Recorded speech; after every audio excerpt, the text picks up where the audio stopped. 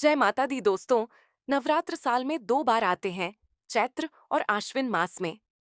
आमतौर पर ये 9 दिन के होते हैं, लेकिन कभी कभी 8 दिन के या 10 दिन के भी हो सकते हैं। इस बार नवरात्र पूरे 10 दिन के हैं। आइए जानते हैं क्यों। नवरात्र हमेशा चंद्रमास के हिसाब से मनाए जाते हैं। हमारे हिंदू कैलेंडर में तिथि चंद्रमा की गति के अनुसार बदलती है। इससे चंद्रमास और सौर मास में संतुलन बना रहता है।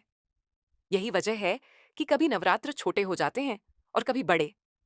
कभी कभी ऐसा होता है कि एक तिथि बहुत लंबी चलती है और 2 दिनों तक बनी रहती है। इसे कहते हैं वृद्धि तिथि, यानी एक ही तिथि 2 दिन तक पड़ती है। यही इस बार भी हुआ है। इस वजह से नवरात्र 10 दिन के हो गए हैं। हिंदू पंचांग के अनुसार नवरात्रि प्रतिपदा से नवमी तक मनाए जाते हैं। ये समय चंद्रमास के शुक्ल पक्ष का होता है। आसान शब्दों में समझें तो शुक्ल पक्ष का मतलब है वह समय जब अमावस्या के बाद चंद्रमा धीरे धीरे बढ़ने लगता है और पूर्णिमा तक पहुंचता है। नवरात्र हमेशा शुक्ल पक्ष में मनाए जाते हैं।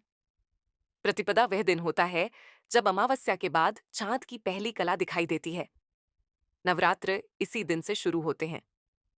लगातार 9 दिन मां दुर्गा के अलग अलग रूपों की पूजा की जाती है और 10वें दिन विजयदशमी यानी दशहरा मनाया जाता है। अगर चांद की स्थिति के हिसाब से देखें तो पहले दिन अमावस्या के बाद की पहली रात को बहुत छोटा चांद दिखाई देता है। उसके बाद चांद हर दिन बढ़ता है और बीच में अर्धचंद्र बन जाता है। अंत में नवमी तक चांद लगभग 3/4 हो जाता है और पूर्णिमा के करीब पहुंच जाता है। इसलिए नवरात्र का पूरा समय ऐसा होता है जब चांद बढ़ते चरण में होता है, जिसे अंग्रेजी में वैक्सिंग फेज कहते हैं। ये समय ऊर्जा, सकारात्मकता और नई शुरुआत का प्रतीक माना जाता है। धार्मिक मान्यता है कि चंद्रमा का बढ़ता हुआ चरण जीवन में वृद्धि और शुभ फल का सूचक है।